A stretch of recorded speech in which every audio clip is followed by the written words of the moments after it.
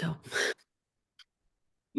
Hello, everyone. Nicole Anderson here for another episode of Create Her Own TV. And today we're talking with Valerie. And today's topic is actually a really interesting one because I'm going to be there probably sooner than I hope to be there. But we're going to talk about how to talk to teens about dating and sex and all of those fun topics that they love talking to their parents about. So, Valerie, just quickly introduce yourself and let us know what you do. Yes, I'm Valerie Harris, and I am a licensed therapist in Tennessee, trauma and attachment specialist. So I work with all different types of populations. But I started out mostly working with teenagers. So I do have a great deal of experience working with teens, also raised two boys who went through teenage years. So there's that. And let's see, and I run a group practice and a podcast and lots of things. Yeah, lots of things. You're a mom, so you do everything. Really? Yeah. Are your boys teenagers now or are they adults now? No, now they are almost 21 and almost 25. It goes so fast, doesn't it? It does. It does. And Facebook memories doesn't make it any easier. No, I rarely look at those. Like you gotta be in a really, like, it's gotta be a good day on the calendar, everything. Like the kids have to be okay. I have to know they're well, they're adjusted. Yes. Otherwise, like I can't look at it. It's just tears the rest of the day. Yeah. And mine are only 10 and 12, so I'm not even like that far as you are from when they were babies, but just seeing it, I'm like they're hearing their little voices, the videos. Oh, anyways. So, Yeah, so you had teenage boys and you had to have these conversations with them. Were they were they receptive or were they like typical teenage boys where they're like, oh, mom, don't talk to me about that? So oddly, like I always thought that having boys would mean that they wouldn't want to talk to me about things, that they would go to their dad about them. And so I sort of felt like, this isn't going to be very fun. But to my surprise, it was exactly the opposite. Awesome. They came to me for a lot of things. And I just remembered, I think it was at some point where I wasn't, obviously I'm not a boy and only had a dad in the home. Otherwise it was mom and sister. So it wasn't even like I was raised around boys, like from when they were younger and growing up. So like, I didn't even feel like I understood boys very well. I didn't even understand my husband very well at that point. Still, I'm like, I don't know how to navigate some of these things. And so I would read a lot of books and I would search a lot of things, but I was always trying to figure out like, what is the role of a mom with boys? Like, what does that look like in terms of dating? And, at some point, I just kind of clicked where I would be around other adult women and hear them talking about their husbands and certain things their husbands did or did not do. Like, I remember one girl saying like, if I to figure out if his laundry's clean, I just have to pick shirts up off the floor and smell them. Or, oh, I have to tell my husband doesn't know how to do this. Or, I remember like my husband wasn't really sure about sorting colors and things like when doing laundry. And so over time, when I would hear little things like that around about adult men, voice would pop up in my head. That's like, where is their mom? Like, can I talk to their mother? Like, why are these women going through these things with these adult men who should know to do things? And then that's when it became clear, like, oh, that's my job. Oh, that's your role. Then like, this is someone's future husband. Like, that's what it became. Yeah. Oh, like, yeah. This is someone's future husband. And wow, how I pour into that is going to affect a lot. Like, so important. Yeah.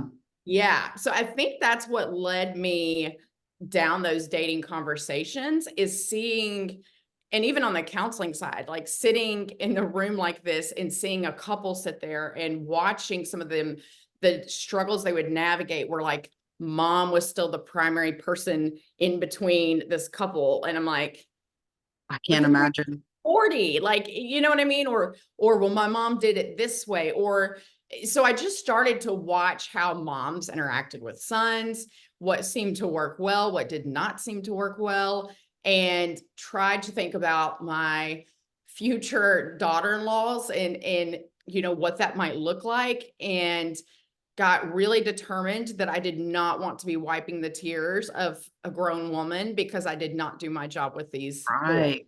That's powerful. That's powerful because we most of us, motherhood, we tend to stay in the now because it's so chaotic and we don't really think that far ahead. Like you saying, "Oh, I am literally raising somebody's husband one day," and that's just like click. Hello, I don't want him to be a pain in the ass husband.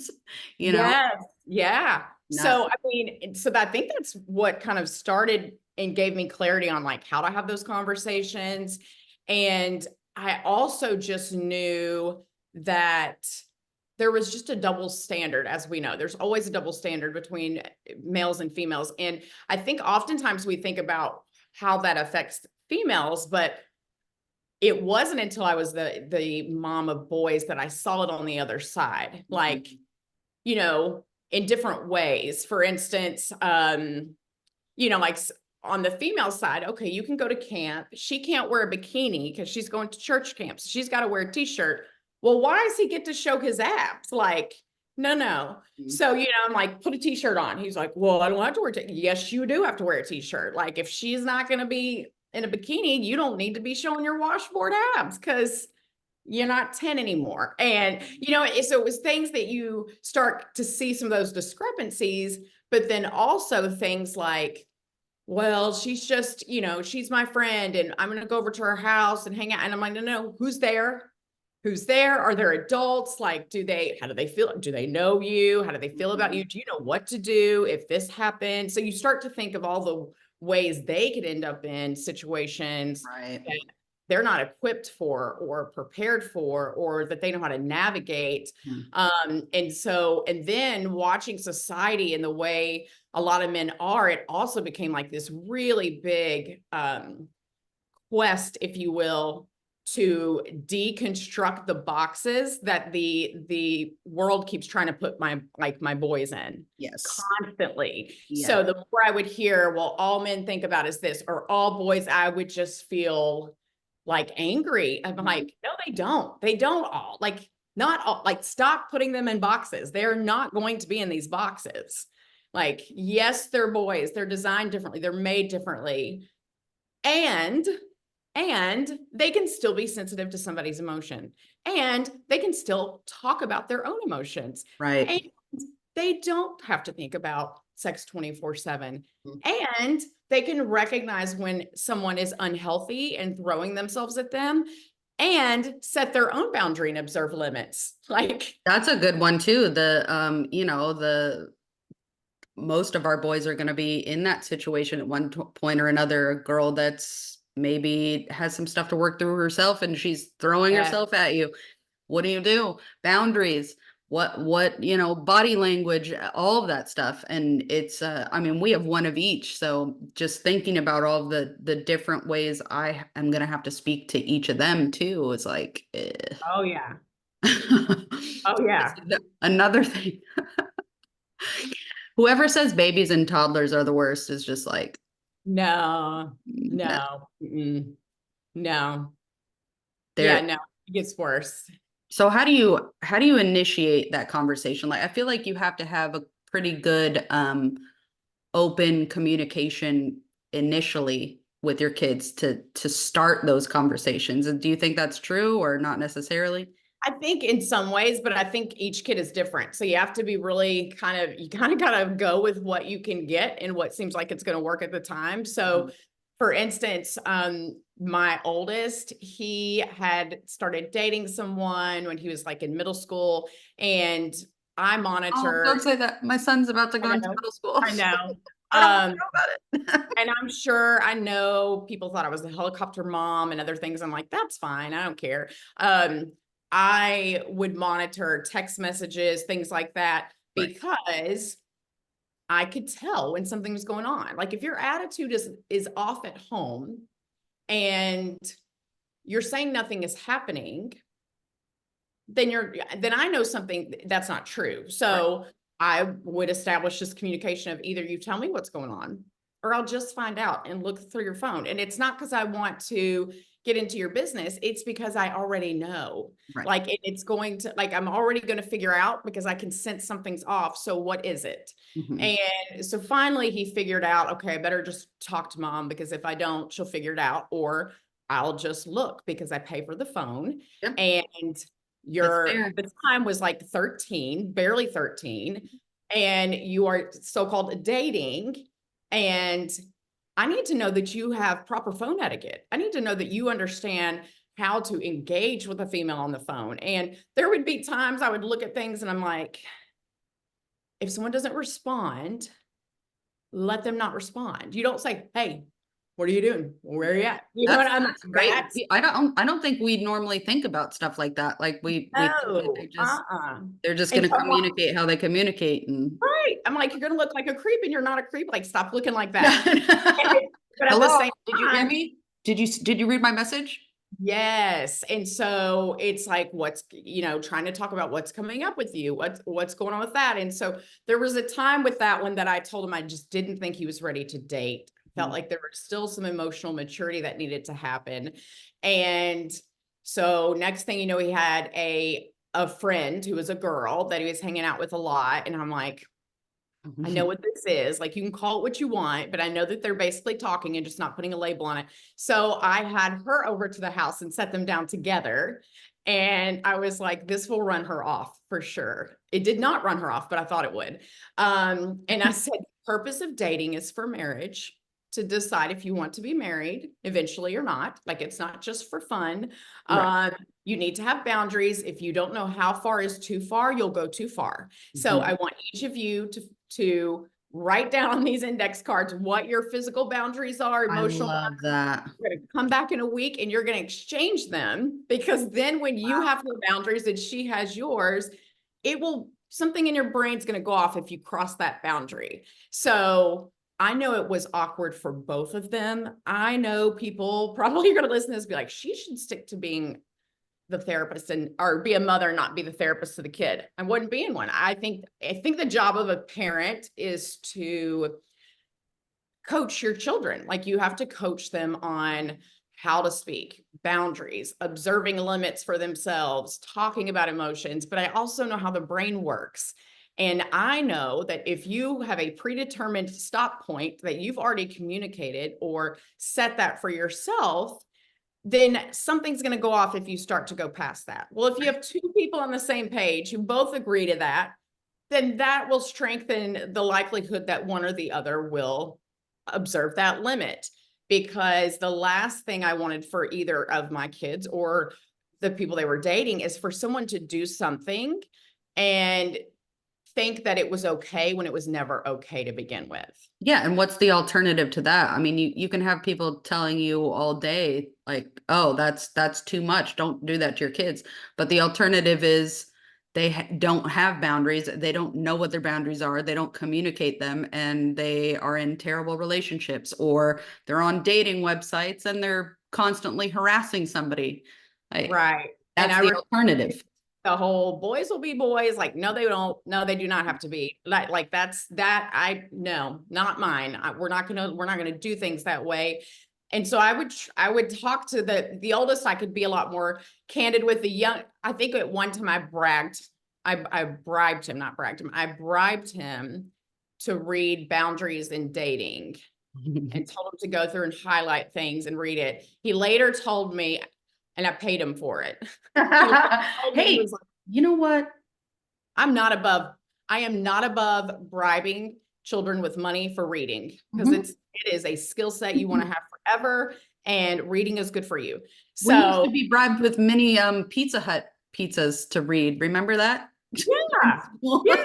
So he later, all these years later, he's like, I didn't really read that book. And I'm like, okay, well, you highlighted things in it. And I can see it now at almost the age of 25. Like, yeah, you did. Some of that stuff sunk in, whether you want to admit it or not, even if you just read little bits and pieces.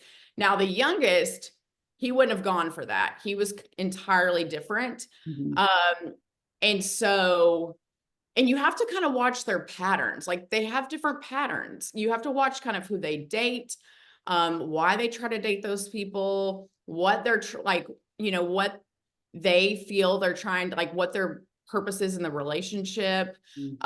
Are they trying to rescue them? Are they trying to save them? It's real. Are they getting lost in the relationship? So that guides some of those conversations, but I definitely had some very candid things to say to them, which is things like healthy girls do not throw themselves at men. They just don't. Yep. And if there is a girl your age and she is throwing herself at you, there are chances that she has had some woundedness somewhere. And if you go along with that and allow her lack of boundaries to be your permission slip, Yeah. then you are participating in that wounding and So you will true. have some responsibility for that. So do better, because you'll answer for that. And you wouldn't want that for your daughter or future daughter. And that And makes them better men too, I think, to be able to see that and understand that they're hurting or they need healing in some part of their life. And not many men these days have that, unfortunately. right. Yeah. I mean, and it's not always been easy for them. I've told them, do not settle. Don't settle. Whatever you do, do not settle. My youngest likes to say that he sees a lot of situationships and they're not relationships. And he helped me understand what that was. I was not with the trend. So he helped me understand that. So I think, currently one of mine dates, the other one is not dating, but has. Um, they've both probably had less than 3 or 4 serious relationships in total. Mhm. They are very particular and they do have really high standards, and I Good. think that's good. Nothing wrong with that. And likewise, I mean, I've told them, if you're single to your 30 to find the right one, then do that. Do not settle. Learn to be on your own. Be Yes. okay with being alone. It's very important to know how to be on your own. You're a person that comes into a relationship with you should make you a better version of yourself. You should not need them to be yourself. Like there's a Absolutely. That we're actually working through that with the kids now as early as 10 and 12. Like you have to a thing that we tell my daughter all the time, she's 10 and the hormones are just like I don't know how I'm gonna survive. But anyways, our thing right now is you have to love yourself. You have to be the person that you want to be. Doesn't matter what other people think or say. And you teach people how to treat you. yes, that's right. By what you're willing to accept. Right. Absolutely. Absolutely. And I mean, it's just not easy for them at all. It is not easy. I had to pull that phone so many times from the oldest. I had to take with Snapchat. I would fight tooth and nail. I was like, no, Snapchat. no, that stuff disappears. Like, absolutely not. No, no, no. And then it would be uninstalled. He would download it again. Then somebody would be like, I saw him on Snapchat. And I'd be like, I know you're back on Snapchat. How do you know that? I'm like, because I find things out, being dishonest about it. But the youngest never had that problem. Like the phone wasn't as much of an issue, but for the oldest, I could tell his moods would fluctuate. Absolutely.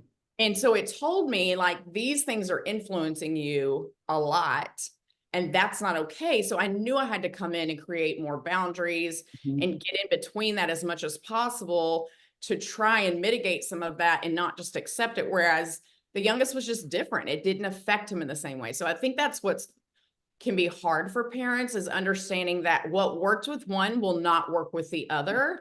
And the lessons or the teaching points for one will be entirely different for the next one, Yeah. potentially. Yeah. I mean, and it's the same even if it's two boys like you have, or a boy and a girl, or two girls. Like Yeah. every child's different. And if you haven't realized that yet, by having more than one child, then I don't know how, how long it'll take you to realize that. Because our kids are Right. completely opposite as well. And it's just it's nuts to think about the fact that we're honestly, again, at the end of the day, we're prepping adults to be in this world and Yeah. to be functional and to have functional relationships and all of these things. And a lot of us are not doing that. Right. And a lot of times it's because we didn't get that. You know what I mean? So like you have to have like some of us are still out here reparenting ourselves. It's a lot to reparent yourself and reparent and parent these kids at the same time. You're like, I'm still trying to figure out my relationship and my emotions, and I'm supposed to help you with yours. Oh, Yeah. that, that's a task. I would say one thing I would say for parents that I learned in terms of getting buy-in with teens is when you're talking to them is to don't get overly excited about anything they say Mhm. because it will you shut them down or they're going to look at you and be like, that's cringy, that's gross. So if you're like, you have a girlfriend, like, can you tell me about it? They're gonna be like, mom, stop. You Yeah. know, girls may be different, but I learned to not judge and to just listen and hear them out, to stay really curious and just go, huh, and ask lots of questions. Because when I didn't do that, what I found is I would over respond in different ways out of my own fear Mm. instead of just listening, teasing it out to see. And when I would get out of my own way, or they would call me out on it, because as they got to be a little older, they would call me out on that, which was fair. Um, then I would see that they actually were pretty wise and had a lot of good thinking on their own. I remember one time one of my kids left the house, and it was like 10:30 at night. And he was like, I need to go. And I'm like, where are you going? He was like, I need to go pick somebody up. Like they're they're not okay. And I need to get Wow. them home. And I was like, okay, well, you need to go be a DD, go be whatever you need to do. And so then I get a call a little later, and at that time I could see the location, and I get a call, and I'm like, what are you doing? Well, I'm sitting in the driveway. You're sitting in the driveway with this person? Yeah. Well, you probably shouldn't sit in the driveway alone with this person because this person's dad could come out. Well, she doesn't want to get out of the car. Well, you need her to get out of the car because you don't want to be found. Okay, mom. And he like yells at me like out of nowhere. And I was like, why did he yell at me? I was mad. I was ticked off. He's like, whatever, da, da, da, da. Hung up. And I thought, boy, when this boy walks in, we are going to have to sit down. He comes in and he was like, I'm sorry, I had to yell at you. I just needed to make a way to make it like you were getting on to me so I could come home. And I was like, I'm Oh, sitting here that's thinking so like, smart. right? We did So that too. It's breaking up. I'm sorry. The dog's sick. I gotta go. yeah. And so here I am thinking like, he can't manage this without me. He needs me to help him here, here, and here. And meanwhile, he's way ahead of me. Like he handled that far better That's than I awesome. had. And so you want to give them enough room to safely show you what they can do or what they're thinking or how they'll respond while they're still in your home, because it actually gives you a lot more assurance as a parent later on. And I always told my kids, always, always, always, if you don't want people talking about things you do, don't do them, for one, Mhm. and live your life in such a way that if anyone were to say anything bad about you, people wouldn't believe it. So, because you're always going to have somebody that's going to say I something. love that. Yeah. If you Always. through and through live your life in such a way that it's consistent with who your values and who you are, who you say you are, and you are consistently presenting that in the world, then someone saying something bad about you here or there will never take from your character. Yep. And Your your integrity name is all matters. you have. Like that's it. Your name carries a lot of value, and you can lose the value of your name very quickly. It's not even like your last name, not like a don't embarrass us. It's more Right. of a just really honoring who you are and being true to that authentically without apology. Because I feel like a lot of times that's when kids get into trouble is they are trying to Yes. mask, to get Mhm. along, to go along. And then it Right. ends up they end up getting a reputation that isn't even who they are at their core. And then it becomes this battle that they have to fight to break past and grow through that reputation when it wasn't ever really them in the first place. It was this mask they were wearing for that time period to try to navigate some sticky situation. And that's hard too, because kids are, I know our children right now, well, Olivia specifically, she's headed into this time where she just cares so much about what other people think. And Mhm. that's been like my main job lately. Is like, it doesn't matter. It doesn't matter. These people, and I tell her this all the, I'm like, you're always going to meet pieces of shit, no matter how old you are. Even as an adult, literally, I talked to my grandma who's 91 years old the other day, and she said, doesn't matter how old you are, you're always going to find bitches. She was talking about a woman she ran into in the, into the senior home that she was in. And I was like, that's true, Nanny, that's true. But it's, we we get our kids get to this point where they're like, I want this acceptance. And that's Mhm. a huge thing, is to how to figure out how to teach them that they just have to be themselves no matter what, because like you were saying, that's your integrity is everything, and you want to portray the person that you are, not who you're trying to be, so other people accept you. Yes, and that's huge. Even there's a trauma doctor out there, Gabor Mate, and he always says that, like, when authenticity and attachment are at war for, like, if you can't have authenticity and acceptance or attachment in that same place, the authenticity always goes. Wow. So that's how kids get in these situations. So the more you can really get them to understand how beautiful it is to be authentic, and how being set apart or being different doesn't mean that they're weird or there's something wrong with them. It just means that they're different, and that's okay. And Yes. it's just really hard when you're, around a lot of peers and you seem like the odd one and everyone's Mhm. doing a certain thing. Yep, that's our life right now. My son doesn't give a shit. He could care less. He Yes, literally you does always have not care. one. One is He, always going to be more. yeah, I feel like it's that way. They're he's so like, well, different. we have to take him down. Like I always tell him, it's my job as your mother to take your ego down a notch, my friend, because you just think you're the hottest Yes. shit. And he's only 12, and I'm like, shit, That's we're in trouble. my youngest. Yep. But I he used has, to be like, he has everybody around him telling him like, "Oh, you're so good at soccer, and oh, you're so smart, and all this stuff." So he's like, "That's right, I am." And I'm like, I can't be too mad because I'm kind of like that myself. From right.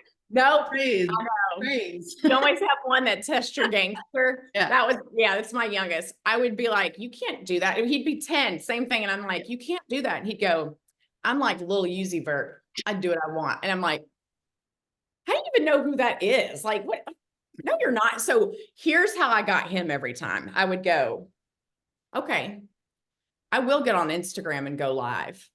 And I am not afraid to show my dance skills. Mom, stop. No, Don't, really. I would don't, have a Mom. complete party. Mom, you are so like, Mom, no. And he'd be like, why do my friends even follow? He doesn't even follow me on Instagram. Like this is this kid. He's had his friends for years going, why don't you follow your mom? Like, I love your mom. He's like, because that's just weird. And so anytime he wanted to buck up, I was like, hey, I'm gonna I stream this can to your friends, buddy. I can live stream right now and show my dance skills off. I had no problem with that. And he would be so embarrassed that I he would be love like, that's what I look forward to. That I look so when forward you have to that. ego, you can always get them with embarrassment. Oh yeah, that's honestly, I very much look forward to that. They've embarrassed me so many times in their toddler and babyhood that they have it coming. Yeah. Yeah. Anyways, I know you have to get to a call, but I would love to do a part two to this if Yeah. you're willing to do it, because I think we could talk for so long about this. Where can people find you, follow you, see what you're doing, watch your dance parties? Yes. On Instagram, just valerie.l.harris. And I think that's the same thing as on my Facebook. Perfect. And yeah, those are the best places to find me. Awesome. Thank you so much. And I'll look forward to part two. Yes, same. Have a great day.